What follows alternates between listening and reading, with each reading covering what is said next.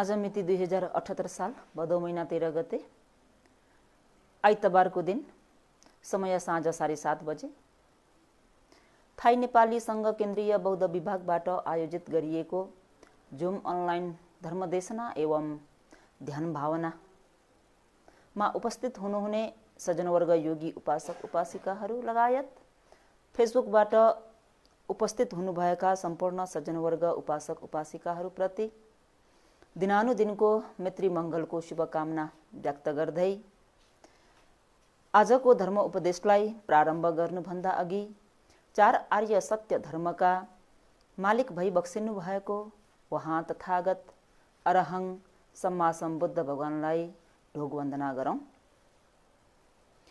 सुगतं सुगतं सेठं कुशलं कुशलं जहं अमतं अमतं सन्तं असमं असमं ददं शरणं शरणं लोकं अरणं अरणं करं अभयं अभयं ठानं नायकं नायकं नमे। सुगतं सुगतं सेठं सुगतं उत्तम राम्रो असल वचन मात्र बोल्नु हुने, सुगतं उत्तम भएको निर्वाणमा पुग्नु भएको, सेठं विशेष रूपमा प्रशंसनीय तथा उत्तम भई बक्सिनु भएको, कुशलं कुशलं कुशल अकुशललाई जहं त्यागी सक्नु भएको, अमतं मृत्यु हुनुबाट रहित भई बक्सिनु भएको, अमतं अमृत निर्वाणले भरिपूर्ण भई बक्सिनु भएको, सन्तं क्लेशको डाह शान्त गरिसक्नु भएको, असमं शिलादि गुणले अतुल्य भई बक्सिनु भएको, असमं लौकिक धर्मसँग सम्मान नभएको मार्ग फल तथा निर्वाणलाई ददं देशना ज्ञानद्वारा दिनु हुने, शरणं सत्व प्राणीहरूको शरण आधार भई बक्सिनु भएको, लोकं तीन लोकलाई शरणं जानी बुझिसक्नु भएको, अरणं क्लेश रूपी धुलोबाट मुक्त भई बक्सिनु भएको,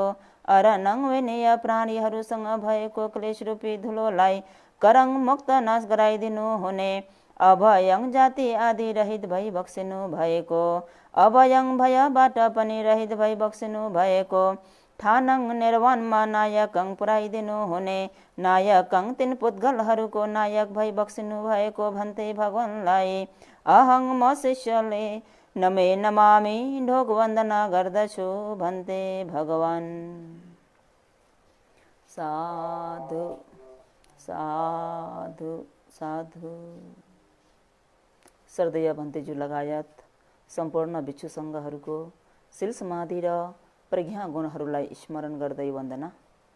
आभूसो लगायत सज्जनवर्ग, उपासक उपासिकाहरूप्रति दिनानुदिनको मङ्गल मैत्रीको शुभकामना व्यक्त गर्दै आजको धर्म उपदेशलाई प्रारम्भ गरौँ र आजको धर्म उपदेशको शीर्षक हो जीवन यात्रामा रोज्नुपर्ने मार्ग। त सज्जनवर्गहरूलाई कालम सूत्रलाई आर लिएर कालम सूत्रद्वारा उपकार गर्नेछु र हिजोको उपदेश अनुसार भगवान शास्ता केशमुति भन्ने निगममा कालमहरूलाई उपदेश गर्नको निम्ति महाभिक्षु सङ्घको साथमा केशमुति निगममा पुग्नुहुन्छ र त्यहाँ विभिन्न प्रकारले भगवान शास्तालाई कसैले ढोग वन्दना गर्ने, कसैले कुशलक्षेम सोध्ने, कसैले नमस्कार गर्ने भने कसैले आफ्नो नाम गोत्र प्रकट गरेर, कतिले ढोग वन्दना नगरिकनै एक कुनामा एक छेउमा गएर बस्ने विभिन्न प्रकारका विभिन्न थरीका व्यक्तिहरू आएर भगवान शास्तालाई, भगवान शास्ताको धर्मोपदेश सवर्ण गरिरहेका थिए र भगवान शास्ताले उक्त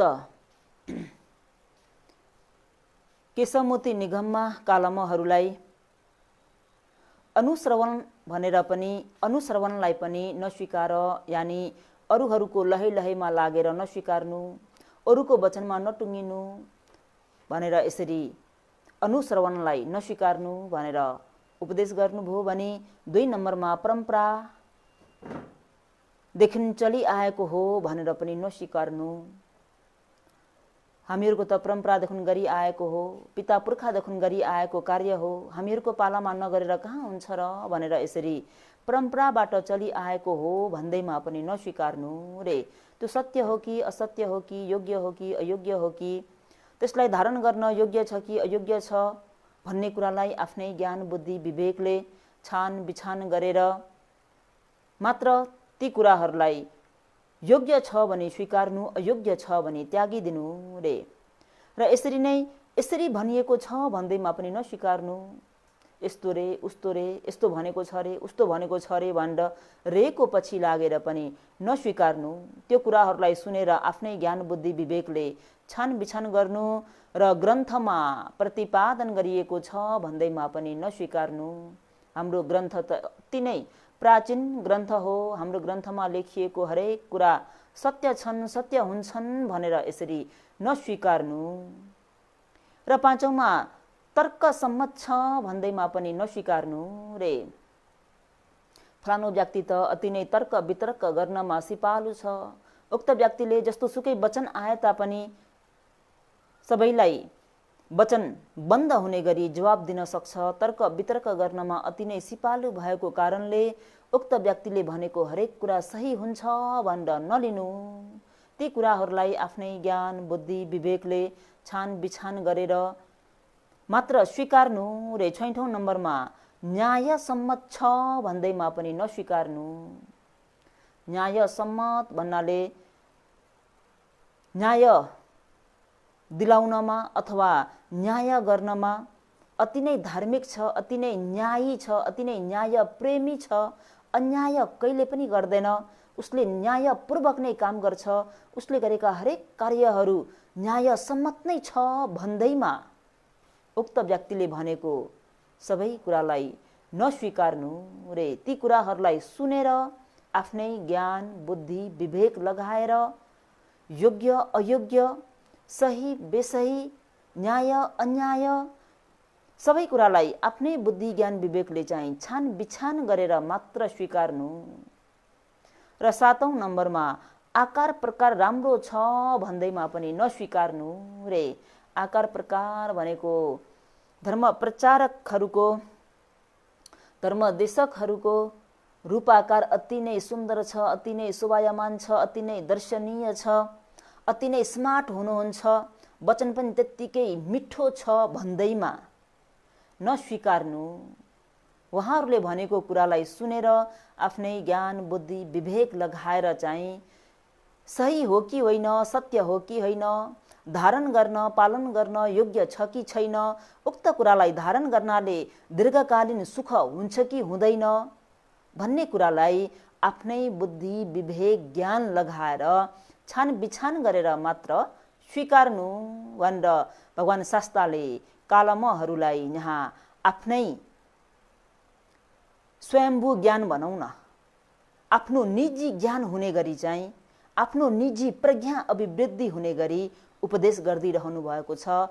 हे कालमहरू हो, धेरै प्रकारका धेरै थरीका विभिन्न प्रकारका आचार्य प्रचार्यहरूले आएर भने भन्दैमा तिमीहरूले स्वीकार्नै पर्छ भन्ने छैन। उनीहरूले भनेको त्यो कुराहरूलाई सवर्ण गरेर सुनेर आफ्नै ज्ञान बुद्धि विवेक लगाएर योग्य छ वा छैन, न्यायसङ्गत छ या छैन भन्ने कुरा हरेक कुराले विचार गरेर मात्र स्वीकार्नु। र 8औँमा आफ्नो मत अनुकूल छ भन्दैमा पनि नस्वीकार्नु रे। आफ्नो मत अनुकूल भन्नाले आफूले जुन धर्म मानि आएको हो, उपदेश गर्ने उपदेशकहरूले आफूले मानेको धर्म मुताबिक उपदेश गर्दैको खण्डमा ओहो उहाँले बोल्नु भएको कुरा त मैले मान्ने धर्मसँग अति नै अनुकूल छ, उहाँले सही भन्नुभयो, उहाँले भनेको ठिक हो भनेर अन्धधुन्ध स्वीकार नगर्नु। आफ्नो मतसँग अनुकूल हुन्छ भन्दैमा नस्वीकार्नु रे। त्यो कुरालाई राम्रोसँग आफ्नो ज्ञान बुद्धि विवेकले चाहिँ छानबिछान गर्नु, सिजट गर्नु, मनपरी यौचिर नगर्नु रे। र 9 नम्बरमा आकर्षक व्यक्तित्व हो भन्दैमा पनि नस्वीकार्नु रे।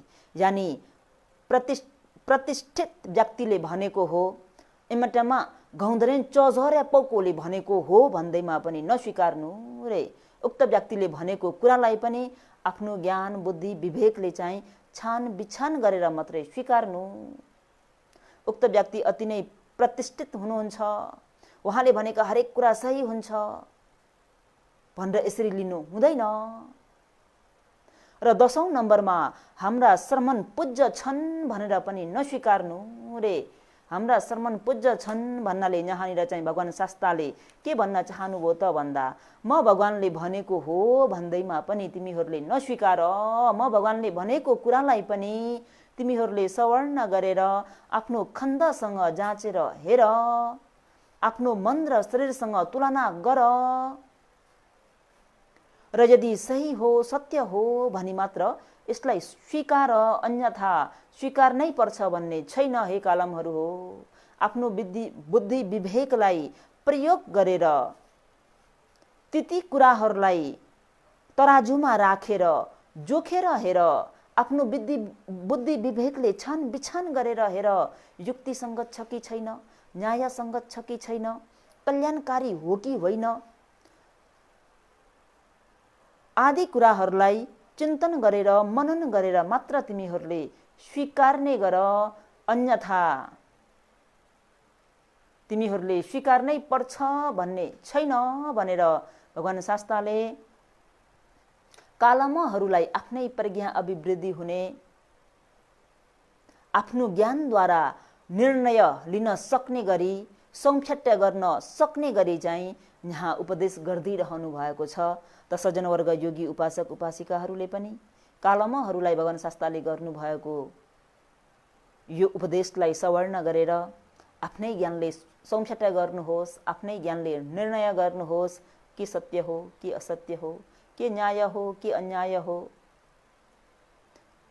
र कुन कुशल हो कुन अकुशल हो, कुन पाप हो कुन पुण्य हो, कुन धर्म हो कुन अधर्म हो भन्ने कुरालाई स्वयं आफ्नै ज्ञानले निर्णय गर्नुको निम्ति भगवान शास्त्रले अहिले यहाँ कालमहरूलाई उपदेश गरिदिए मुताबिक सज्जनवर्ग योगी उपासक उपासिकाहरूले पनि आफ्नै ज्ञानलाई प्रयोग गरेर आफ्नै ज्ञानद्वारा छान बिछान गरेर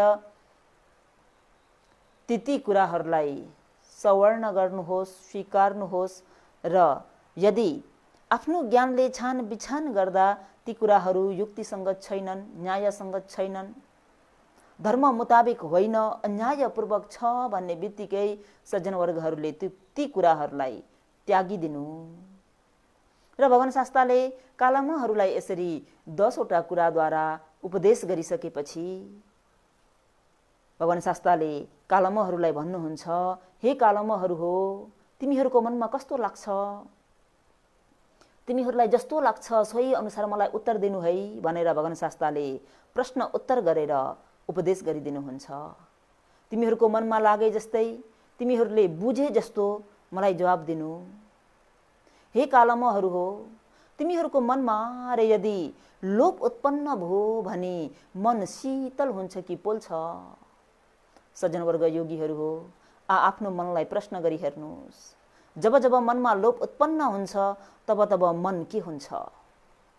शोकाकुल हुन्छ, मन अशान्ति हुन्छ, मन दुखी हुन्छ।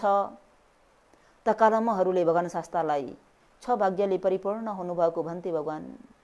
मनमा लोभ उत्पन्न भयो भने मन अति नै अशान्ति हुन्छ भगवान, आकुल व्याकुल हुन्छ। त्यो आफूले इच्छा गरेको चिज प्राप्त नगर्दा मन अति नै शोकाकुल हुन्छ भनेर आफूले अनुभव गरे मुताबिक भगवान शास्त्रलाई बिन्ती चढाउँछन्। र भगवान शास्त्रले भन्नुहुन्छ, हे कालमहरू हो, मनमा लोभ जस्तो स्वभाव उत्पन्न भयो भने मन अशान्ति हुन्छ। मनमा लोभ रूपी आगोले जलाउन थाल्छ। सज्जनवर्ग योगीहरू हो, हामीहरूले बाहिरको आगोलाई त देख्ने गर्छौँ, बाहिरको आगो देखि पनि रहेका छौँ, हेरी पनि रहेका छौँ, तर मनमा लोभ रूपी आगो जलिरहेको छ भन्ने कुरालाई पनि हेर्ने गर्नुपर्छ। र यो मनमा लोभ रूपी आगो जलिरहेको छ भन्ने कुरा केबाट मात्रै देख्न सकिन्छ त भन्दा मङ्स चक्षुले त देख्न सकिँदैन। ज्ञान चक्षुले मात्रै मनमा लोभ रूपी आगो दन्किरहेको छ, मलाई यो लोभ रूपी आगोले सताइरहेको छ, जलाइरहेको छ, भस्म गराउनेवाला छ भन्ने कुरा ज्ञान चक्षुद्वारा मात्र देख्न सकिन्छ। त सबैले आफ्नो ज्ञान चक्षुलाई खोलेर आफ्नो मनमा उत्पन्न भएको त्यो लोभको स्वभावलाई हेरिदिनुहोस्। जब जब मनमा लोभ उत्पन्न हुन्छ तब तब यो मन कति आकुल व्याकुल हुन्छ भन्ने कुरा सबैले राम्रोसँग अनुभव गर्नु नै भएको छ। जब मनमा लोभ उत्पन्न भयो भन्ने बित्तिकै मन अशान्ति हुन्छ, मनमा रत्ती पनि सुख भनेको हुँदैन, मन शोकमा डुब्छ र यति मात्र नभइकन त्यो कुराको इच्छा गर्दा, त्यो कुराको चाहना गर्दा, त्यो चिजलाई प्राप्त गर्न खोज्दा, ती कुराहरूलाई प्राप्त गर्ने इच्छा उत्पन्न भएर आउँदा मन अति नै आकुल व्याकुल हुन्छ। मनमा कुनै प्रकारको सुख शान्ति भनेको हुँदैन। त्यो कुरालाई प्राप्त नगरुन्जेलसम्म मन अति नै तर्पिएको हुन्छ। कस्तो त भन्दा, उदाहरण दिनुपर्दा, कुनै एउटा भाडामा बस्ने व्यक्ति छ, आफ्नो घर छैन भने उक्त व्यक्तिले एउटा घर चाहिँ बनाउन पा, सानै झुप्रो नै किन नहोस् एउटा घर चाहिँ बनाउन पा भन्ने ठुलो इच्छा गर्छ। त्यो इच्छा गर्नु नै दुःख हो भन्ने कुरा थाहा हुँदैन सज्जनवर्गहरू हो। र उसले धेरै मेहनत गरेर, धेरै कोसिस गरेर लामो समय बितेपछि एउटा घर दुःख सुख गरेर बनाउँछ। घर बनिसकेपछि केही हप्ता, केही महिना त के नै सुख भयो जस्तो, आनन्द भयो जस्तो महसुस गर्छ भने केही समय बित्ने बित्तिकै फेरि अर्को लोभले शिर उठाइदिन्छ। घरले मात्र पुगेन, यसो जान आउन सहजको निम्ति, आवत जावत गर्नको निम्ति एउटा सानो स्कुटी भए पनि किन्न पा भन्ने अर्को लोभ उत्पन्न भएर आइदिन्छ। त्यो लोभ उत्पन्न हुने बित्तिकै उक्त लोभलाई पूर्ति गर्नको निम्ति दिनरात एक गरेर रगत पसिना बगाएर धन सम्पत्ति आर्जन गर्छ र आफूले इच्छा गरिएको उक्त स्कुटी पनि किनेर ल्याउँछ।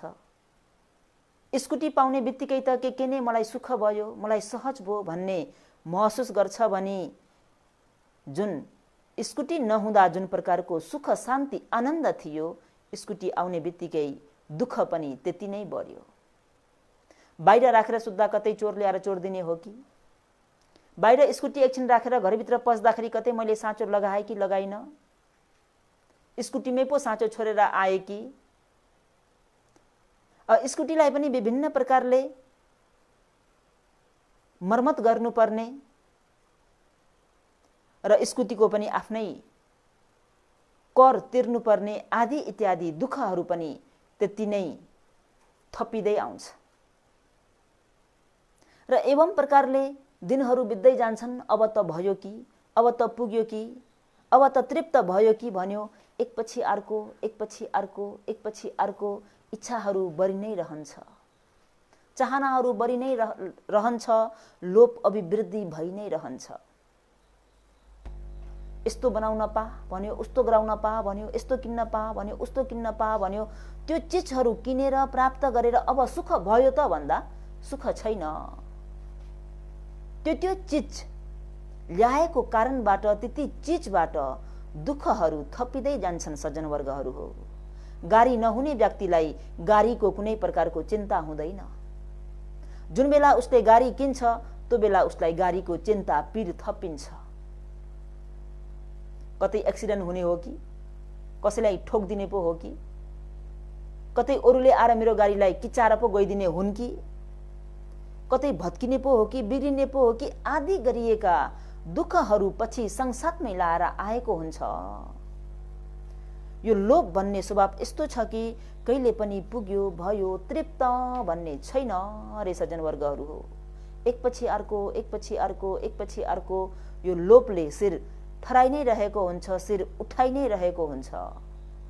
यसको उदाहरण के छ त भन्दा, परपूर्व कालमा वाराणसीमा ब्रह्मदत्त राजाले राज्य गर्नुभएको समयमा उहाँका 2 छोराहरू थिए।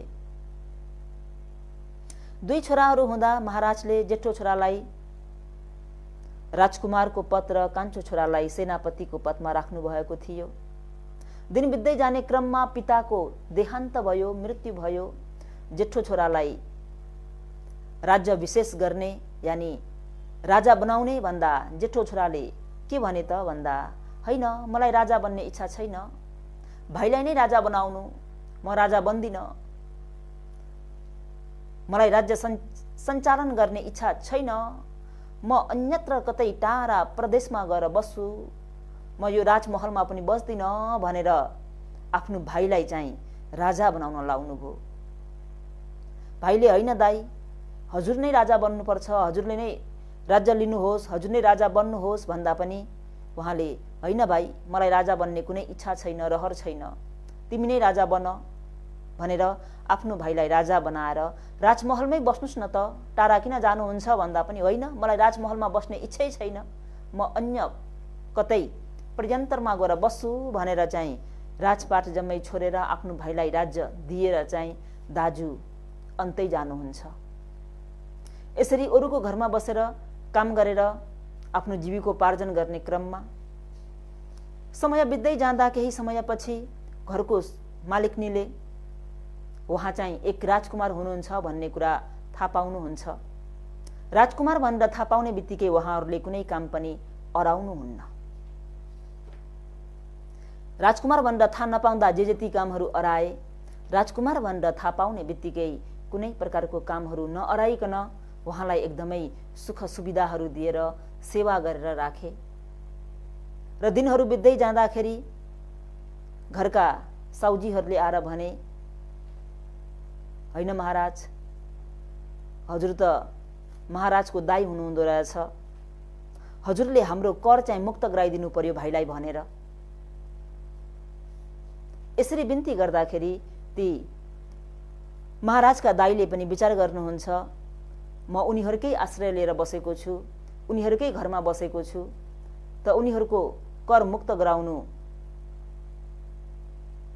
भाइ महाराजलाई भन्नु पर्यो भनेर एउटा पत्र लेखेर पठाउनुहुन्छ। अनि यता भाइ महाराजले पनि विचार गर्नुहुन्छ, यो सम्पूर्ण राज्य नै दाइको हो, दाइले अब एउटा घरको निम्ति कर मुक्त गरिदिए भन्दा मैले किन नगरिदिनु भनेर सहर्षपूर्वक कर मुक्त गरिदिनुहुन्छ। यो कुरा एक कान दुई कान मैदान भने जस्तो सम्पूर्ण उक्त गाउँका मानिसहरूले चाल पाउँछन्, थाहा पाउँछन्।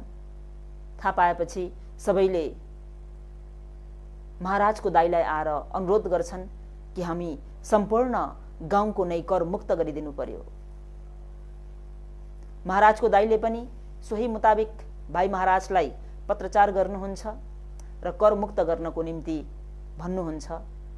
यता भाइ महाराजले पनि सम्पूर्ण राज्य नै दाइको हो, त एउटा गाउँलाई एउटा निगमलाई कर मुक्त गरिदिनाले के नै हुनु छ र भनेर कर मुक्त गरिदिनुहुन्छ।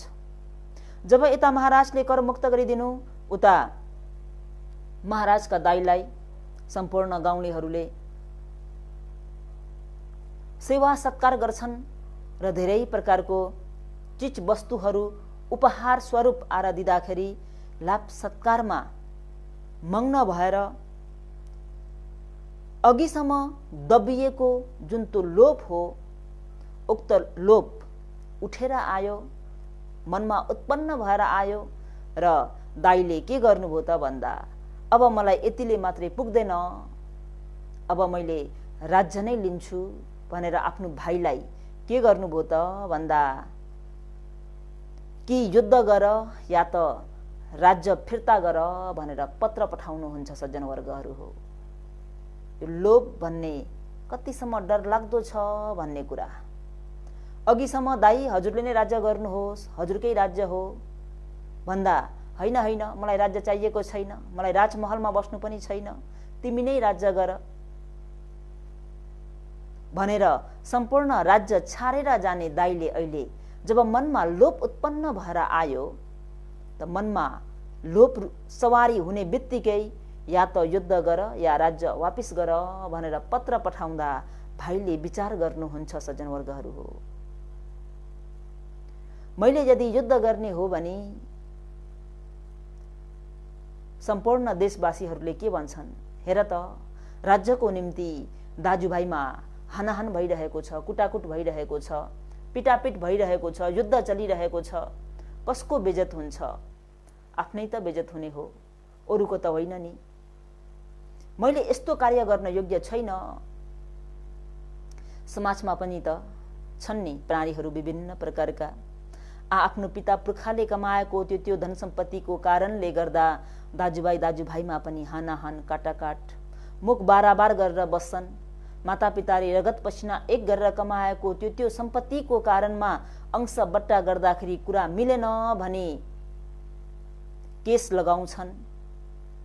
आफ्नै भाइमा मिलेर त्यो अंशलाई मिलाएर लिदिने हो भने कुनै प्रकारको केस कोट गर्नु पर्दैन थियो। र पनि यो लोभको स्वभाव र यो लोभ हावी भएर आउँदा, लोभ मनमा सवारी भएर आउँदा मानिसहरूले आँखा नै देख्दैनन्, अन्धो जस्तै भएर जान्छन्। त्यही भएर एक पालीमा भनिएको छ, लुदङ अथ नजानाति लुदङ धम्म न पसति अन्धा समङ तदा होति यङ लुधो सहते नरो।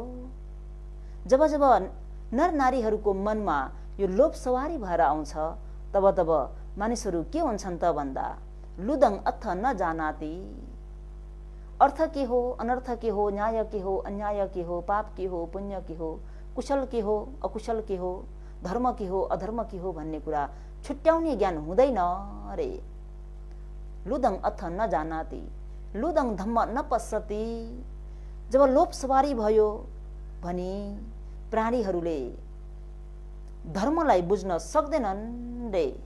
धर्म के हो, न्याय के हो, अन्याय के हो भन्ने कुरा छुट्याउने ज्ञान हुँदैन रे। लोभ सवारी भयो, लोभ मनमा उत्पन्न भएर आयो भने प्राणी कस्तो भएर जान्छ त भन्दा अन्धा समङ तदा होति, अन्धा व्यक्ति जस्तै भएर जान्छ अरे। अन्धो व्यक्तिले केही पनि देख्दैन नि त। त्यस्तै गरी लोभ उत्पन्न भएको व्यक्तिले पनि आँखा देख्दैन रे सज्जनवर्गहरू हो। लोभ उत्पन्न भएको व्यक्तिले आँखा देख्दैन। त्यही भएर आफ्नो दाजुभाइ बीचमा पनि हानाहान पिटापिट भइरहेको हुन्छ। त्यो अंशको कारणले गर्दाखेरि आफ्नै दाजुभाइहरू मुख बाराबार गरेर बस्छन् र आफ्नै सम्पत्तिलाई लिएर केस लगाउँछन्, मुद्दा हाल्छन्। अनि जब मुद्दा हालेपछि न्यायाधीशहरू खोज्नु पर्ने हुन्छ। आफ्नो पक्षमा असत्यलाई सत्य गराएर बोल्नु पर्यो, सत्यलाई असत्य गराएर बोल्नु पर्यो, न्यायाधीशहरूलाई घुस खुवाउनु पर्यो। आफ्नै सम्पत्तिमा आफै एक आपसमा मिल्न नसक्दा यो लोभ जस्तो स्वभाव अति नै उग्र भएर आउँदा प्राणीहरूले आँखा देख्दैनन्। अलिकति धेरै दाइलाई पर्यो भने पनि ठिकै छ नि, मेरै दाइ त हो, लियोस् न। दाइले पनि अलिकति भाइलाई धेरै पर्ने बित्तिकै मेरै भाइ त होस्, मेरै भाइ त हो, लियोस् न, ठिकै छ नि, के बिग्रेको छ र? बाहिरकोले आएर लिएको त होइन, आफ्नै भाइले लिएको हो भनेर यदि त्यो प्रकारको मनसाय राख्न जान्ने हो र आफ्नो मनमा भएको त्यो लोभलाई थोरै भए पनि कम गर्न सक्ने हो भने जुन यो कोर्ट केस आदिमा जानु पर्दैन थियो र उनीहरूलाई सित्तैमा आफ्ना पिता पुर्खादेखि कमाएर राखेको त्यो सम्पत्ति खुवाउनु पर्दैन थियो सज्जनवर्गहरू हो। तर के गर्नु, मनमा लोभ उत्पन्न भएर आयो भने अहिले भर्खरै भनियो अन्धा समङ तद होती, प्राणी अन्धो भइदिन्छ। प्राणीले आँखा देख्दैन रे सज्जनवर्गहरू हो। आँखा नदेखेपछि उसले के गर्छ त भन्दा आफ्नै भाइमा, आफ्नै दाजुभाइ दिदीबहिनीमा केस लगाइदिन्छ। अनि न्यायाधीशहरूलाई घुस खुवाएर असत्यलाई सत्य भन्न बोल्न लगाउँछन्, सत्यलाई असत्य भन्न बोल्न लगाउँछन्। जुन त्यो मुद्दा हो, जुन त्यो केस हो, त्यो कति समयसम्म लम्बिने हो, आफ्नो समय पनि त्यतिकै बर्बाद भइरहेको हुन्छ। सम्पत्ति पनि त्यतिकै बर्बाद भइरहेको हुन्छ। सित्तैमा आफ्नो भाइ भाइमा मिलेर बाँट्ने हो भने आफ्नो भाइ भाइले पाउनु पर्ने त्यो धन सम्पत्ति कालो कोटलाई खुवाउनु पर्ने हुन्छ। सज्जन वर्गहरू हो, सित्तैमा कालो कोटलाई खुवाउनु पर्ने हुन्छ। किन त भन्दा मनमा लोभ जस्तो स्वभाव सवारी भएर आएको कारणले। यस मानेमा यो लोभले केही पनि देख्दैन। सम्पत्तिको कारणले दाजुले भाइ भन्दैन, भाइले दाइ भन्दैन, दिदीले बहिनी भन्दैन, बहिनीले दिदी भन्दैन, छोराछोरीले मातापिता भन्दैनन्। सज्जन वर्गहरू हो, मातापिताको त्यो सम्पत्ति आफूले प्राप्त गर्नको निम्ति जे पनि गर्न सक्छन्।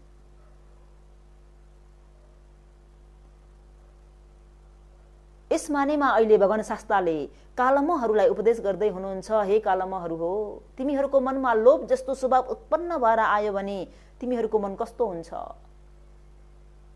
मन शीतल हुन्छ कि पोल्छ? शान्ति हुन्छ कि अशान्ति हुन्छ? शोकाकुल हुन्छ कि शोकबाट रहित हुन्छ? सज्जन वर्ग योगीहरू हो, यो प्रश्न हजुरहरूले पनि आफूले आफैलाई गर्नुहोस्।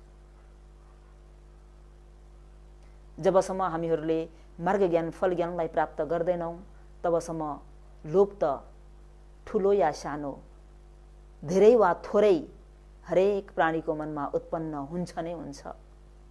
उक्त लोभ उत्पन्न भयो भन्ने बित्तिकै मन कस्तो हुन्छ? मन एकदमै प्रफुल्लित भएर आउँछ कि मनमा एकदम आनन्द हुन्छ कि या मन अशान्ति हुन्छ, व्याकुल हुन्छ, शोकाकुल हुन्छ भन्ने कुरा स्वयं आफ्नो मनमा उत्पन्न भएको, मनमा सवारी भएको त्यो लोभलाई हेरेर विचार गर्नुहोस्। आफ्नै ज्ञानले निर्णय गर्नुहोस्। यहाँबाट उपदेश गर्ने गुरुमाजुले भन्नुभयो भन्दैमा स्वीकार्नुपर्छ भन्ने छैन। भगवान शास्त्रले अहिले यहाँ कालमहरूलाई भन्नुभयो, न्याय सङ्गत छ, तर्क सङ्गत छ, परम्परादेखि चली आएको हो, हाम्रो धर्म अनुकूल छ, यिनीहरूले भनेको एकदमै सत्य हुन्छ, आदि कारणबाट तिमीहरूले नस्वीकार, आफ्नै ज्ञान बुद्धि विवेक लगाएर मात्रै स्वीकार्ने गर। त अहिले यहाँ पनि जुन महाराजका दाइलाई लोभ मनमा उत्पन्न भएर आयो त उहाँले कि चाहिँ युद्ध कि चाहिँ राज्य भनेर पत्रचार गर्नुभयो, पत्र पठाउनुभयो। भाइले विचार गर्नुभयो दाइसँग युद्ध गर्नु भनेको अयोग्य छ,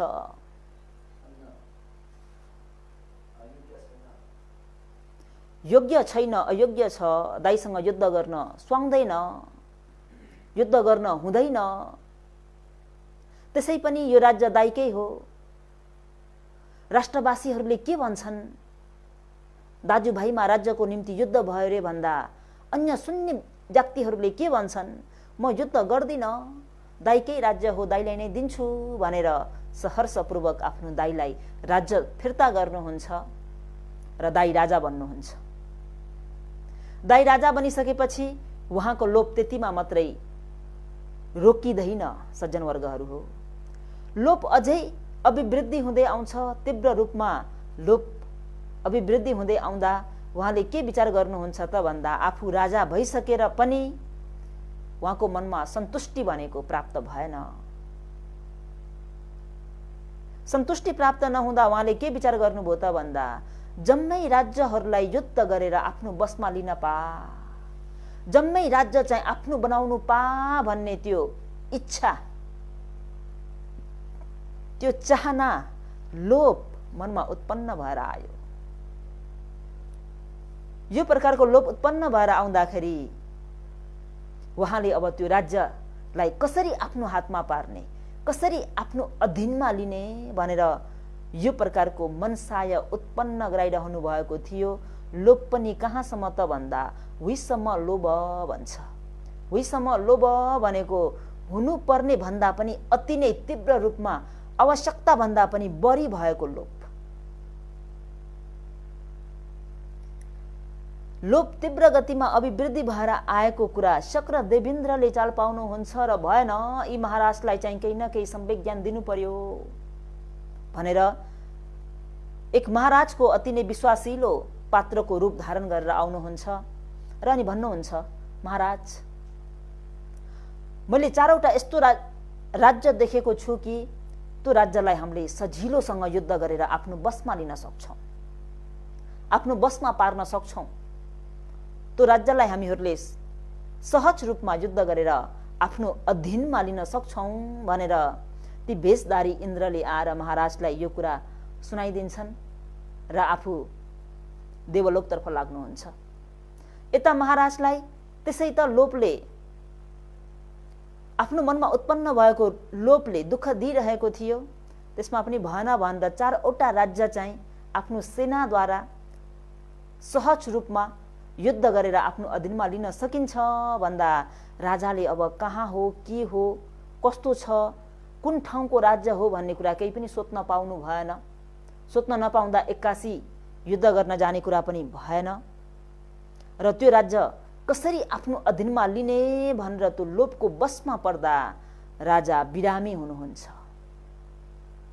बिरामी हुँदाखेरि राज्यमा भएका विभिन्न प्रकारका विशेषज्ञहरूलाई, अठुकु सेयावैहरूलाई बोलाएर उपचार गर्छन्, तर राजाको रोग निको हुँदैन। बाहिरी रूपमा, शारीरिक रूपमा लागेको रोग, टाउको दुख्ने, ज्वरो आउने, पेट दुख्ने आदि इत्यादि बाहिरी रोग बा उपचार गरेर पनि निको हुन्थ्यो। तर अहिले यहाँ महाराजलाई मानसिक रोगले सताइरहेको छ। मनमा उत्पन्न भएको त्यो विषम लोभले गर्दा महाराज रोगी भइरहनु भएको छ, त कसैले पनि उपचार गर्न सकेनन्। उपचार गर्न नसक्दा एक दिन अति नै ख्याति प्राप्त गरेका एक वैद्य, विशेषज्ञ डाक्टर उक्त नगरमा, उक्त राज्यमा आइपुग्नुहुन्छ र उहाँले भन्नुहुन्छ, महाराजलाई म उपचार गर्छु। महाराजले भन्नुहुन्छ, कस्ता कस्ता वैद्यहरूलाई देखाएर त भएन, उनलाई देखाएर पनि यिनले पनि के नै उपचार गर्न सक्लान् र, त्यही पनि अब आएका छन्, देखाइहेरौँ के भन्ने रहेछन् भनेर उक्त विशेषज्ञ डाक्टरलाई देखाउनुहुन्छ र उहाँले राम्रोसँग महाराजलाई आफ्नो ज्ञान बुद्धिद्वारा विचार गर्नुहुन्छ। महाराजलाई भएको चाहिँ के हो, के भइरहेको छ, किन महाराजको रोग निको भएको छैन भन्ने कुरालाई अनुसन्धान गर्दै गर्दै जाँदा उहाँले थाहा पाउनुहुन्छ महाराजलाई शारीरिक रोग नभइकन मानसिक रोग लागिरहेको छ।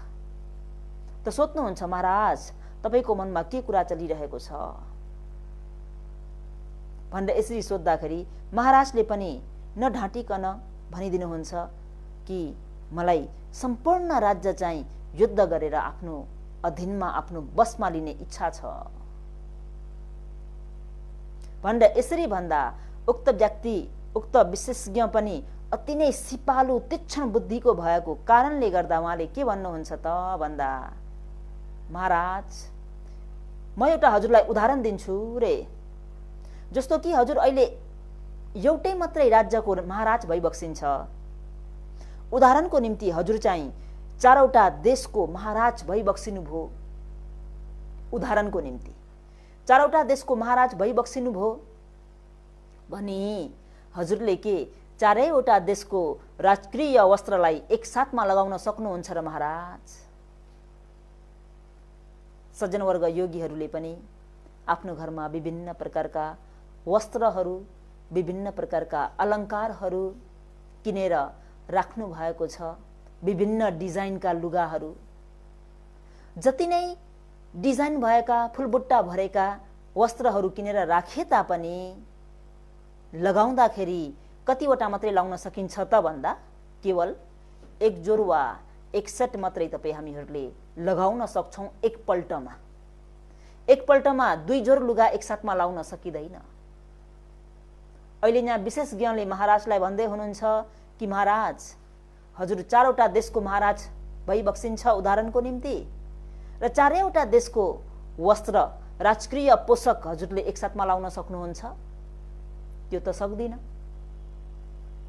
एकपटकमा लाउने भनेको एकसट मात्र हो। अनि महाराज हजुर चारवटा देशको महाराज भइबक्सिन्छ त चारैवटा देशले महाराजको निम्ति भनेर परोसेर दिएको राष्ट्रिय भोजन हो, उक्त भोजनलाई एकसाथमै सेवन गर्न सक्नुहुन्छ महाराज? त्यो पनि सक्दिन। चारैवटा देशको मालिकै भए पनि खाने त एक छाक मात्रै हो। एकपटकमा आफ्नो पेटमा अटे जति मात्रै खाइन्छ, त्यो भन्दा धेरै त खान सकिँदैन। चारैवटा देशको त एकसाथमा खान सक्दिन। अनि महाराज हजुर चारवटा देशको राजा भइबक्सिन्छ त चारैवटा देशमा भएका हजुरको विश्राम गर्ने जुन पलङ्क छ, शैया छ, उक्त पलङ्कलाई हजुरले के एकसाथमा प्रयोग गर्न सक्नुहुन्छ? त्यो पनि सक्दिन। एकपटक विश्राम गर्दा, एकपटक सुत्दा एउटै पलङ्क मात्र युज गर्न सकिन्छ। चारैवटा पलङ्कमा म एकसाथ सुत्छु भनेर त सम्भव छैन। त्यस्तै गरी सज्जनवर्ग योगीहरूले पनि विभिन्न ठाउँमा ठाउँै पछि घरहरू बनाएर राख्नु भएको छ भनी 5-6वटा घरै किन नहोस्, तर बस्दा कतिवटा घरमा बस्न पाइन्छ? एउटा घरमा मात्रै त बस्छौं नि। त्यो 4-5वटा घरमै एकसाथमा त बस्न सकिँदैन नि। पालै पालो गरेर बस्न पाइएला, तर एकसाथमा त 4-5वटा घर एकैसाथमा प्रयोग गर्न सकिँदैन भनेर यसरी चाहिँ उपदेश गरिदिँदा ती महाराजलाई आफूमा तीव्र लोभ उत्पन्न भएको कुरा चाल पाउनुहुन्छ। यो लोभले गर्दाखेरि, इच्छाले गर्दा, चाहनाले गर्दा दुःख भएको रहेछ भन्ने कुरालाई बुझ्नुहुन्छ। त्यही भएर भगवान शास्ताले धम्मपद पालीमा के भनेर उपदेश गर्नुभएको छ त भन्दा, तन्हाय झायति शोको तन्हाय झायति भयं तन्हाय विपमतस नथि शोको कुतो भयं। तन्हाय झायति शोको, तृष्णाको कारणले गर्दा शोक उत्पन्न गर्छ। लोभको कारणले गर्दा प्राणीहरूको मनमा शोक उत्पन्न भएर आउँछ। तन्हाय झायति शोको तन्हाय झायति भयं। तृष्णा भन्ने लोभको कारणले नै मनमा विभिन्न प्रकारका शोकहरू, भयहरू उत्पन्न भएर आउँछन्। जुन व्यक्तिमा लोभ छैन, उक्त व्यक्तिमा शोक पनि छैन, भय पनि छैन भनेर उपदेश गर्नुभएको छ सज्जनवर्गहरू हो। त तपाईँ हामीहरूले पनि आफ्नो मनमा भएको यो लोभलाई, तृष्णालाई कम गर्नुपर्ने हुन्छ। यो तृष्णा भनेको कहिले पनि तृप्त हुँदैन। यो लोभ भनेको कहिले पनि पुग्यो भन्ने नै छैन। आज यति कमाउन पा, भोलि उति कमाउन पा, अझै यो वर्षभन्दा अर्को वर्ष अझै बढी कमाउन पा, यो पा भन्ने जुन छ यो कहिले पनि पुग्यो भयो भन्ने छैन। अरे यसलाई आफ्नै ज्ञानले, आफ्नै बुद्धिले, आफ्नै विवेकले चाहिँ छान बिछान गरेर यो लोभ हो, यो अकुशल हो, यो पाप हो, यसले दुःख पाइन्छ भन्ने कुरालाई बुझेर चाहिँ हटाउने कोसिस गर्नुपर्छ। त्यो पनि कसले गर्नुपर्छ त भन्दा स्वयं आफैले सज्जनवर्गहरू हो। यो लोभ, इच्छा, चाहना भनेको कहिले पनि तृप्त हुँदैन। अनि जुन यो लोभ छ, जुन तृष्णा छ, यो तृष्णा कहिले पनि बुढो हुँदैन अरे, जहिले पनि तन्नेरी नै भइरहन्छ अरे। त्यही भएर भगवान शास्ताले यसरी पनि उपदेश गर्नुभएको छ, झियन्ती झियन्ती झियन्तो केशा दन्त झियन्ती झियतो झियन्ती चक्षु सोताय तन्हेका तरुणायते। झियन्ती झियन्तो केशा, केशहरू झर्न भएर जान्छन्, केशहरू जम्मै पाकेर फुलेर आउँछन्। झियन्ती झियन्तो केशा दन्त झियन्ती झियतो, दाँतहरू पनि जम्मै खसेर जान्छन्, निस्केर आउँछन्। चक्षुहरू, चक्षु भन्ने जुन आँखा पनि जम्मै मधुरो भएर चस्माको सहारा लिनुपर्ने हुन्छ। शरीरहरू जम्मै जीर्ण भएर आउँछन्, दाँतहरू खस्छन्, केशहरू पाक्छन्, छालाहरू जम्मै चाउरी परेर आउँछ।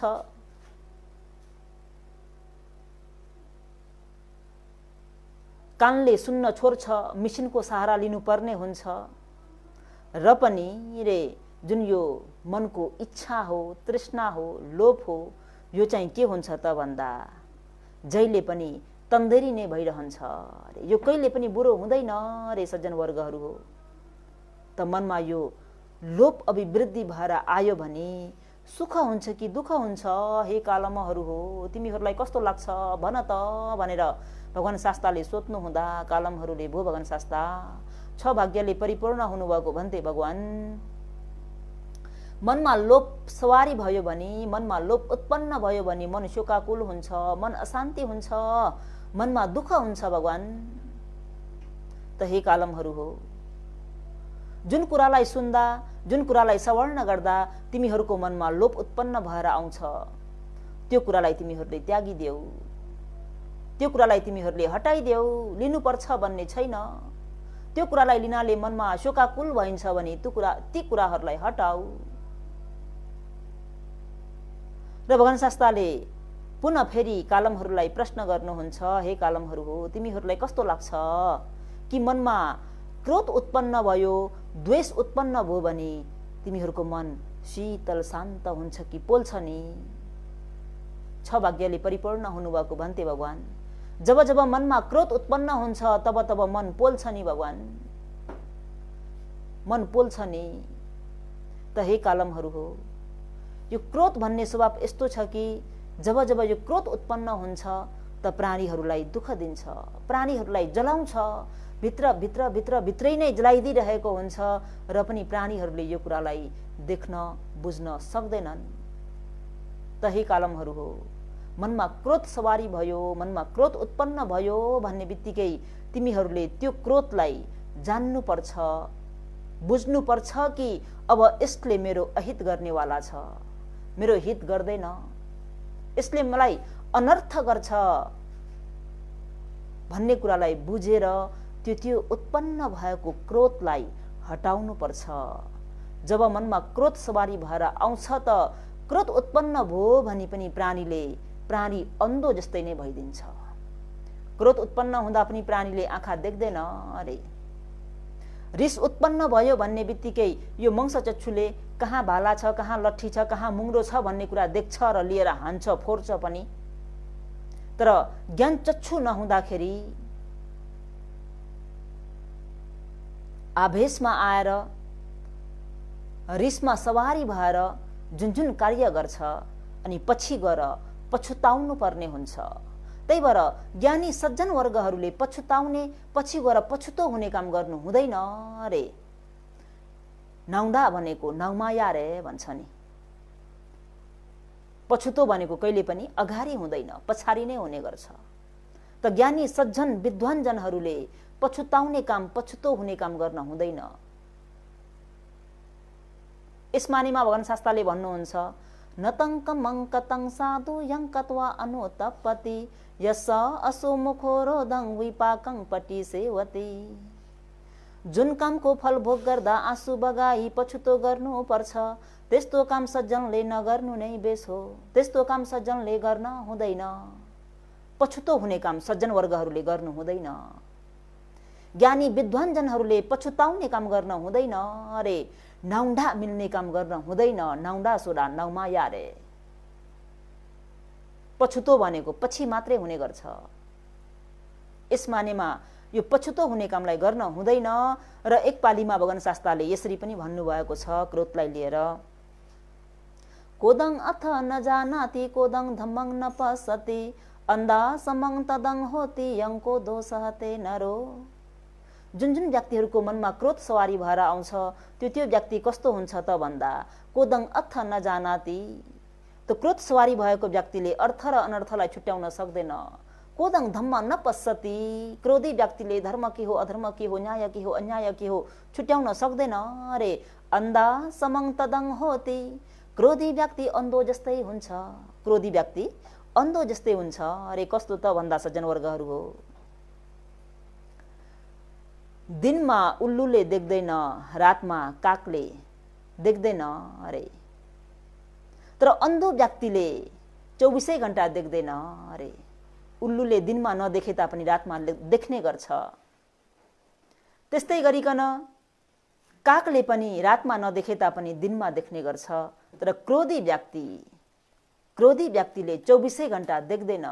क्रोधी व्यक्ति 24 घण्टा उसको निम्ति सम्पूर्ण अन्धकार भइरहेको हुन्छ। अरे सज्जनवर्गहरू हो, यस मानेमा यो क्रोधको आदि नवलाई तपाईँ हामीहरूले जान्नुपर्ने हुन्छ, बुझ्नुपर्ने हुन्छ। क्रोधको कसुरलाई देखेर सज्जनवर्गहरूले यो क्रोधलाई हटाउनु पर्छ।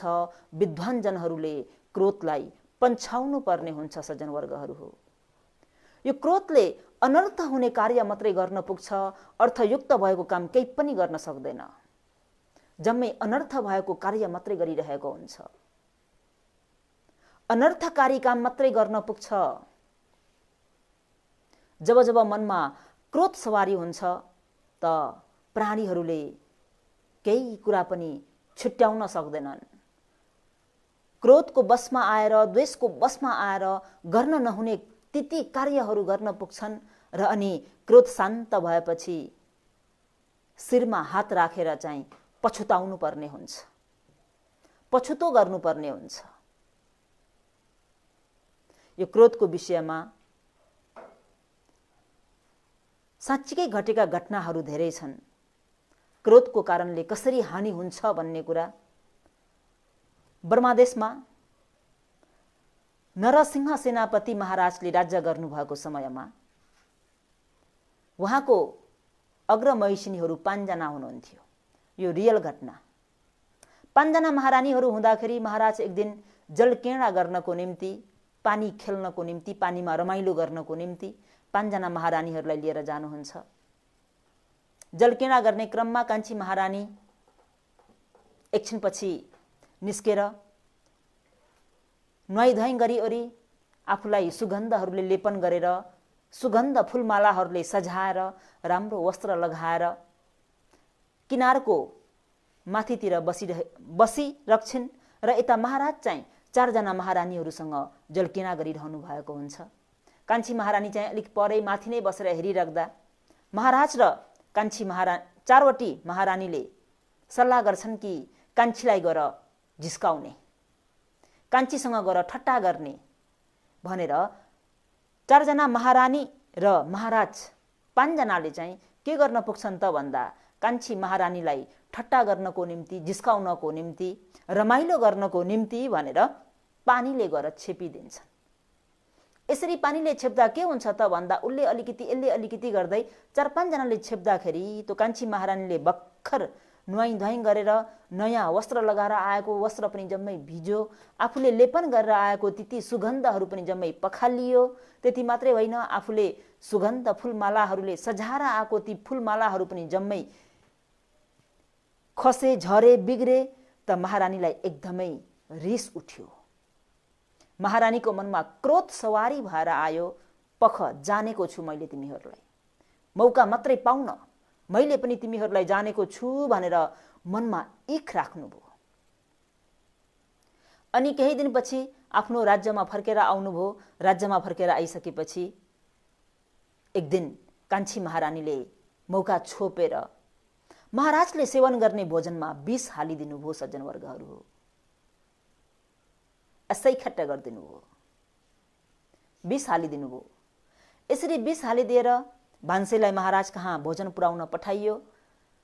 महाराजको पनि यस्तो स्वभाव थियो, यस्तो बानी थियो, यस्तो हेबिट थियो कि उहाँले आफूले खाना खानुभन्दा अगावै आफूले खाने भोजन चाहिँ कुकुरलाई खुवाउने गर्नुहुन्थ्यो। कुकुरलाई खुवाउने गर्दाखेरि सधैँ चाहिँ महाराजले पनि ल्याइदिएको भोजनलाई यसो लिएर अलिकति कुकुरलाई पहिला खुवाउनु भयो। कुकुरलाई खुवाउँदाखेरि कुकुरले उक्त भोजन सेवन गर्ने बित्तिकै मुखबाट फिचहरू निकाल्न थाल्यो। कुकुर एकदमै छटपटी गर्न थाल्यो। यो दृश्य देख्ने बित्तिकै भान्सेलाई बोलाउनु भयो महाराजले, कुकलाई भनौँ न अहिलेको भाषामा। भान्सेलाई बोलाएर होइन के हो यो भन्दा भान्सेले पनि महाराजलाई वृत्तान्त कुरा सबै देखाइदिए। यो कान्छी महारानीको कारणले हो भन्दा महाराजले कान्छी महारानी कहाँ गएर सोध्नुहुन्छ कि यो जम्मै तिमीले गरेको हो महाराज भन्दा महाराजले त्यहाँ कान्छी महारानीलाई मृत्युदण्ड दिनुहुन्छ। सज्जनवर्गहरू हो, त यो क्रोध भनेको हेर्नुस् त। यता महारानीले पनि आफ्नो क्रोधलाई सहन नसक्दा, यो क्रोध हो, यसले अनर्थ गर्छ, यसले हित गर्दैन, यसले बिगार्छ भन्ने कुरालाई नबुझ्दा नजान्दा महाराजलाई विष हालेर भोजन खुवाएर मार्छु भन्ने प्रयत्न गर्नुभयो। आफ्नै श्रीमानलाई मार्ने षड्यन्त्र किन गर्न पुगिन् त भन्दा क्रोधको कारणले। र यता महाराजले पनि आफ्नै श्रीमतीलाई मलाई मार्न चाहने, मलाई मार्ने षड्यन्त्र गर्ने भनेर चाहिँ महारानीलाई मृत्युदण्ड दिनुभयो। के को कारणले त भन्दा क्रोधको कारणले। त्यही भएर यो क्रोध भनेको अति नै डरलाग्दो छ। त यो क्रोध सवारी भएर आयो भने कसैलाई पनि राम्रो भनेको गर्दैन, हितकारी भनेको छैन, अहितकारी छ अरे क्रोध। यस मानेमा सज्जनवर्गहरू हो, तपाईँ हामीहरूले आफ्नो मनमा भएको त्यो क्रोधलाई शान्त गराउनु पर्छ, हटाउनु पर्छ, पन्छाउनु पर्छ। यति मात्र होइन, यो क्रोधले गर्दा कहाँसम्म त भन्दा क्रोधको बसमा आएर क्रोधलाई यो क्रोध हो, यसले अनर्थ गर्छ भन्ने कुरालाई नजान्दा नबुझ्दा क्रोधको आवेशमा आएर प्राणीहरूको मृत्यु पनि हुन सक्छ। यो पनि एउटा रियल घटना, साँच्चै घटेको घटना, इन्डियाको घटना। एकजना पुलिस अफिसर हुनुहुन्थ्यो, एकदमै ठुलो पदमा पोस्टमा पुगेर काम गर्नु भएको। त उहाँको घरमा आफ्नो अर्धाङ्गिनी श्रीमती हुनुहुन्थ्यो। श्रीमतीले आफ्नो स्वामीलाई, आफ्नो श्रीमानलाई देवतुल्य सेवा गर्नुहुन्थ्यो, देवता जस्तै सम्झेर चाहिँ सेवा गर्नुहुन्थ्यो। आफू दासी जस्तै भएर आफ्नो श्रीमानको हरेक इच्छा, हरेक चाहनाहरूलाई पूरा गरिदिनुहुन्थ्यो। तर श्रीमानले भने कहिले पनि आफ्नो अर्धाङ्गिनीलाई, आफ्नो श्रीमतीलाई प्रिय वचन पनि बोल्नु भएन। जहिले पनि आउने, गाली गर्ने, अपशब्द प्रयोग गर्ने, कहिले पनि जस नदिने, जे गर्दा पनि सुख भनेकै छैन, कहिले पनि आफ्नो श्रीमानको मुखबाट प्रिय वचन भनेको सुन्नै नपाउने। दिनहरू बित्दै गए। दिनहरू बित्दै जाँदाखेरि दुईटा बच्चाहरू पनि जन्मिए, सन्तान पनि भए, र पनि आफ्नो श्रीमानबाट कहिले पनि प्रिय वचन सुन्न पाएको होइन। जहिले पनि आउनुहुन्छ, गाली गर्नुहुन्छ, डाँट्नुहुन्छ, कराउनुहुन्छ। यसो हुँदाखेरि एक दिन उपासिकाले विचार गर्नुभयो, यतिका दिन बिते, मैले उहाँको हरेक इच्छा पूरा गर्दैको छु, उहाँलाई म एउटा दासी जस्तो भएर, उहाँलाई एउटा देवता जस्तो सम्झेर मैले सेवा गरेको छु, र पनि उहाँले भने मलाई कहिले पनि प्रिय वचन पनि बोल्नुहुन्न। जहिले पनि आयो भने कराउने, डाँट्ने, रिसाउने। तब उहाँसँग बसेर मैले सुख पाउँदिन होला। यसरी आफ्नो श्रीमानको एउटा प्रिय वचन पनि नपाउँदा उहाँको मन अति नै दुख्यो रे। मन दुखेको कारणले गर्दा भयो, अब म यो स्वामीसँग बस्दिन, श्रीमानसँग बस्दिन भनेर के गरिन् त भन्दा आफूले खाने भोजनमा विष हालेर आफ्ना दुईटा बच्चाहरूलाई पनि खुवाइदिन् र स्वयं आफैले पनि उक्त भोजनलाई सेवन गरिन् रे। त्यो भोजन खानुभन्दा अगावै आफ्नो श्रीमानलाई एउटा पत्र लेखिन्। के भनेर लेखिन् त भन्दा पत्र लेखेर पठाइदिन्। पत्र लेखेर पठाउँदाखेरि अब पुलिस अफिसर भएको कारणले गर्दा उहाँलाई हजुरको श्रीमतीबाट पत्र आएको छ भनेर पत्र लिएर दिए। उहाँले मनमा नै विचार गर्नुभयो रे, मेरो श्रीमतीले त लभ लेटर पनि लेख्न जानिन्छ कि क्या हो, मलाई पत्र पो लेखेर ल्याइछे भनेर खोलेर हेर्छु भन्दा त पत्र पढ्दा त सज्जनवर्गहरू हो, पत्रमा के लेखिएको थियो त भन्दा, स्वामी विवाह गरेर आएको यतिका वर्ष बिते, 2 सन्तानहरू पनि जन्मिए, तर हजुरबाट मैले कहिले पनि प्रिय वचन तक पनि सुन्न पाइन। जहिले पनि हजुरले डाँट्ने, गाली गर्ने, रिसाउने, कराउने मात्र गर्नुभयो। तपाईबाट मैले एउटा प्रिय वचन पनि सुन्न पाइन। त हजुरले गर्ने जुन व्यवहार हो, त्यो व्यवहारलाई देखेर म अति नै दिगदारी भएर निराश भए र हजुरको त्यो व्यवहारलाई सक्दो मैले सहने कोसिस गरे, तर अहिले यो अन्तिम अवस्थामा आएर मैले सहन सकिन स्वामी। त मलाई क्षमा गर्नुहोस्, मैले हजुरको त्यो व्यवहारलाई सहन नसकेको कारणले 2 बच्चालाई पनि विष हालेर भोजन खुवाइदिए र स्वयं मैले पनि विष हालेको भोजन खाएर अब हामी सदा सर्वदाको लागि सुत्यौं भनेर चाहिँ पत्रमा यसरी लेखेर पठाएको पत्र पढ्दा त्यो समयमा बल्ल श्रीमान एकदमै आकुल व्याकुल भएर आत्तिएर चाहिँ आफ्नो घर दौडेर जान्छु भन्दा त 3टा लास देख्नुभयो।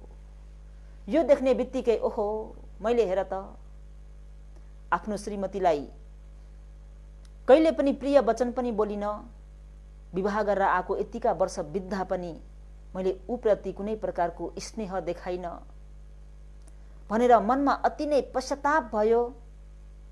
मनमा पश्चाताप भएर उहाँले पनि के गर्नुभयो त भन्दा आफ्नै आफूले बोकेर हिँडेको जुन गन हो, बन्दुक हो, त्यो गनलाई लिएर आफूले आफूलाई गन हालेर चाहिँ मर्नुभयो। किन त भन्दा क्रोधको कारणले गर्दा, क्रोधलाई सहन नसकेको कारणले गर्दा सज्जनवर्गहरू हो। यो क्रोध भनेको अति नै डरलाग्दो छ। त तपाईँ हामीहरूले यो क्रोधलाई हटाउनु पर्छ, पन्छाउनु पर्छ। क्रोधलाई हटाउन सकिएन भने यो क्रोधले जम्मै अनर्थकारी कार्य मात्रै गर्छ। यस मानेमा कोदङ अथ न जानाति कोदङ धम्मङ न पश्यति अन्धा समङ तदा होती यङको दोषहते नरो। सज्जनवर्गहरू हो, यङको दोषहते नरो। जुन व्यक्तिमा क्रोध सवारी हुन्छ, क्रोध हावी हुन्छ, त उक्त व्यक्तिले कोदङ अथ न जानाति, अर्थ के हो अनर्थ के हो भन्ने कुरा जान्न सक्दैन। कोदङ धम्मङ न पश्यति, धर्म के हो अधर्म के हो छुट्याउन सक्दैन। अन्धा समङ तदा होती, क्रोधमा सवारी भएको कारणले गर्दा उक्त व्यक्ति अन्धो जस्तै हुन्छ र अनि जम्मै कार्य अनर्थ गर्न पुग्छ। यस मानेमा अघिको जुन घटना हो त्यो घटनामा यता श्रीमतीले पनि आफ्नो त्यो क्रोधलाई सहन नसक्दा स्वयं आफैले पनि विष सेवन गरेर मृत्यु भयो। निमुख भएका ती कुनै दोष नभएका निर्दोषी बालकहरूलाई पनि विष खुवाएर मारियो र यता श्रीमानले पनि आफूले आफैलाई गोली हानेर मर्नुभयो। यो जम्मै के कारणले भयो त भन्दा क्रोधको कारणले सज्जनवर्गहरू हो। त यो क्रोधलाई तपाईँ हामीहरूले हटाउनु पर्छ, पन्छाउनु पर्छ। यो क्रोधलाई समन गर्नुपर्छ, दमन गर्नुपर्छ। क्रोध सवारी भएर आयो भनी तपाईँ हामीहरूले जान्नुपर्छ यो क्रोधले अब अर्थयुक्त काम गर्दैन है, अनर्थकारी काम गर्छ भन्ने कुरालाई बुझेर आफ्नो मनमा भएको क्रोधलाई हटाउनु पर्छ। र भगवान शास्त्रले अहिले यहाँ कालमहरूलाई भन्दै हुनुहुन्छ, हे कालमहरू हो, तिमीहरूको मनमा क्रोध सवारी भयो भने कस्तो हुन्छ? मनमा पोल्छ नि भगवान, मन अशान्ति हुन्छ नि, मन छटपटिन्छ नि भगवान शास्त्र। क्रोध उत्पन्न भयो भने केही कुरा पनि देख्न सकिँदैन। त्यही भएर नेपालीमा भन्ने चलन पनि छ, रिसलाई क्रोधलाई के गर्नु त भन्दा पाइताला मुनि कुचेर राख्नु रे, रिसलाई उठ्न नदिनु रे। त हे कालमहरू हो, तिमीहरूलाई कस्तो लाग्छ त यदि मनमा मोह उत्पन्न भयो भने तिमीहरूको मनमा कस्तो हुन्छ?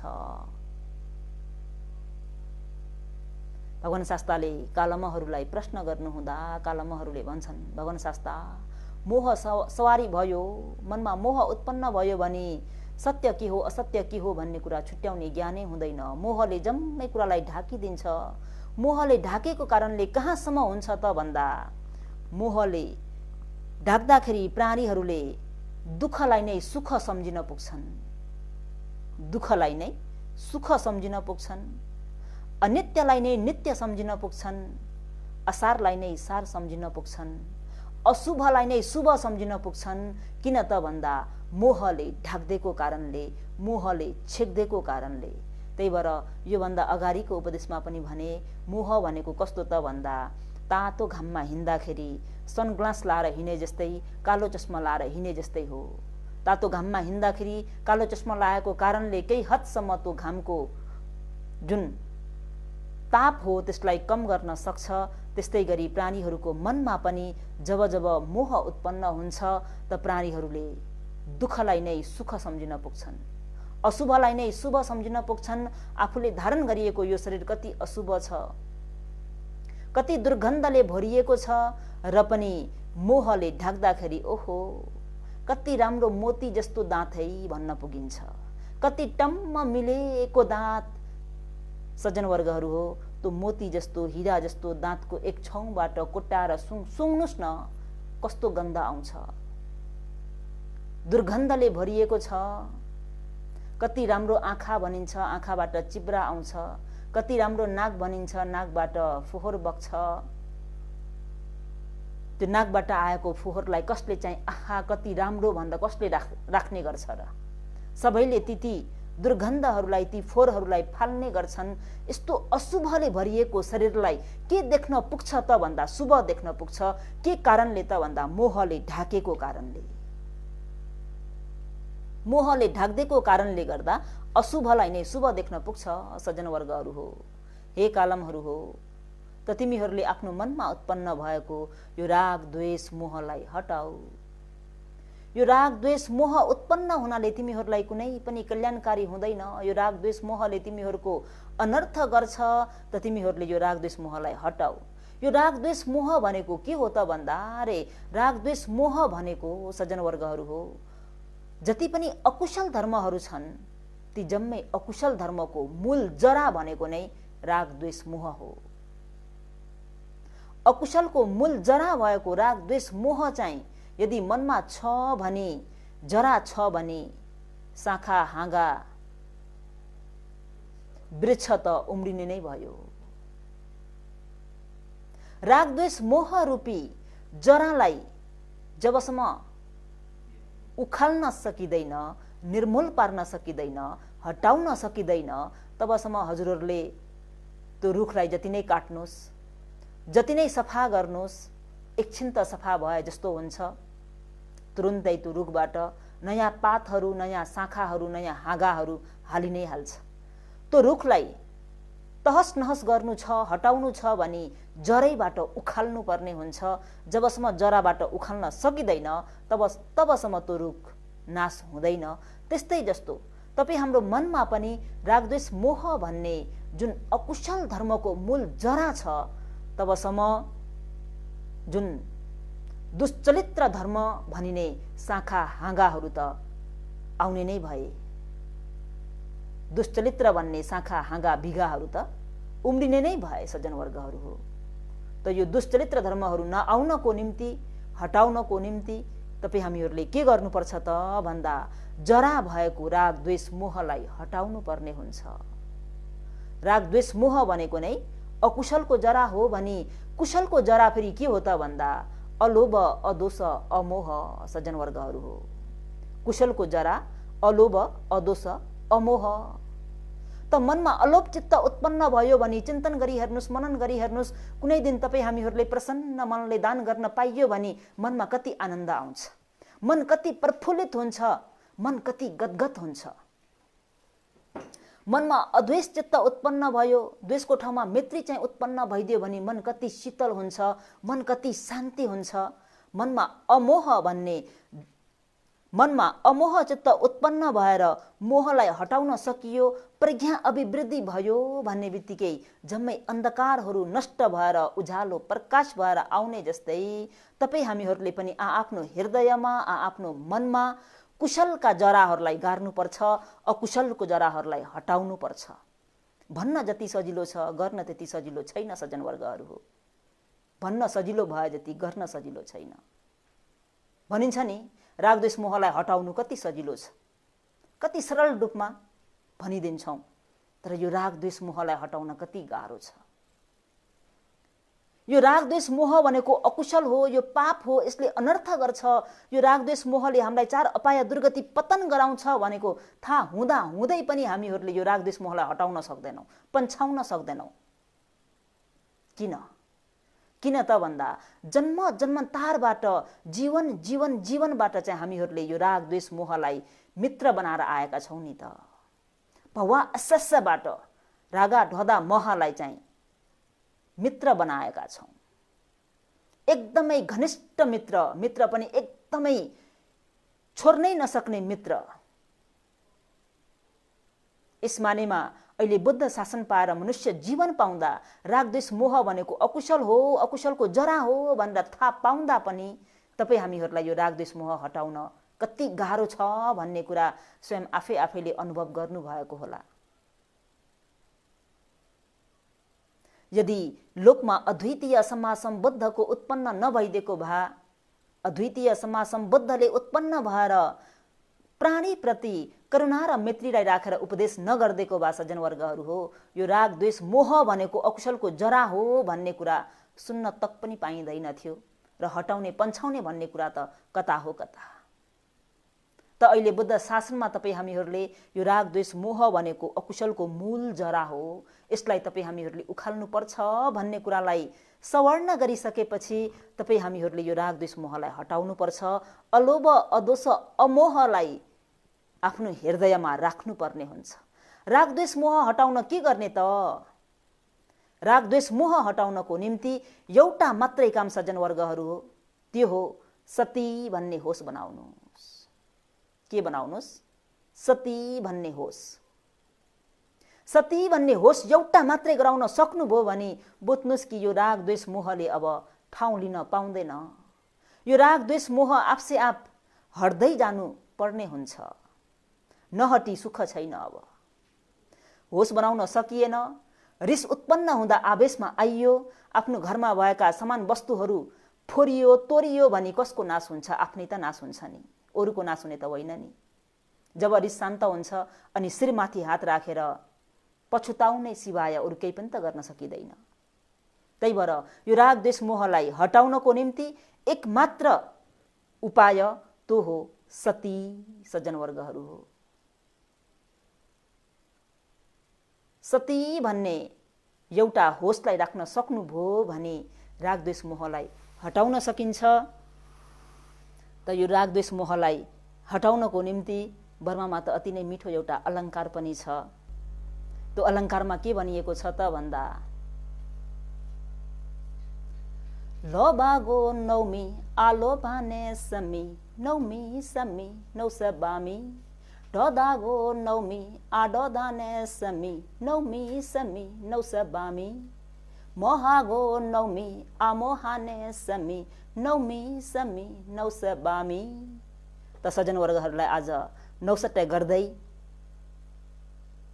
सबैले आफ्नो त्यो राग द्वेष मोहलाई हटाएर अलोभ अदोष अमोहलाई चाहिँ आफ्नो हृदयमा राखेर बुद्ध शासन पाएको क्षणमा जीवनबाट आफ्नो मनमा गरेर आएको त्यो राग द्वेष मोह चाहिँ अकुशलको जरा हो भन्ने कुरालाई बुझेर यो अकुशलको जरालाई म हटारै छाड्छु, उखालेरै छाड्छु भन्ने मनमा दृढ निश्चय गरेर अहिले भनिएको अलङ्कार मुताबिक लवागो नौमी आलभाने समी नौमी समी नौसबामी भन्ने नौसघ्यालाई भन्दै हजुरहरूले पनि नौसट्टा गर्नुहोस्। कसरी नौसट्टा गर्ने त भन्दा लभालाई नौटा गर्नुहोस्, आलभालाई सट्टा गर्नुहोस्, ढोदालाई नौटा गर्नुहोस्, ढोदालाई सट्टा गर्नुहोस्, महलाई नौटा गरेर महलाई सट्टा गर्नुहोस् र यसरी नौसट्टा गर्नुहोस् र आफ्नो मनका राग द्वेष मोह भन्ने यी अकुशलका जराहरूलाई हटाएर पन्छाएर अलोभ अदोष अमोह भन्ने कुशलका जराहरूलाई आफ्नो हृदयमा गारेर रोपेर बुद्ध शासन पाएको क्षणमा, मनुष्य जीवन पाएको क्षणमा कालमहरूलाई गर्नुभएको यो अति नै सान्दर्भिक भएको उपदेशलाई सज्जन वर्गहरूले पनि आफ्नो हृदय स्पर्श गरेर आफ्नो मनुष्य जीवनलाई सार्थक तुल्याउनुहोस् भन्दै भवतु सब मङ्गलम, सबैको मङ्गल होस्।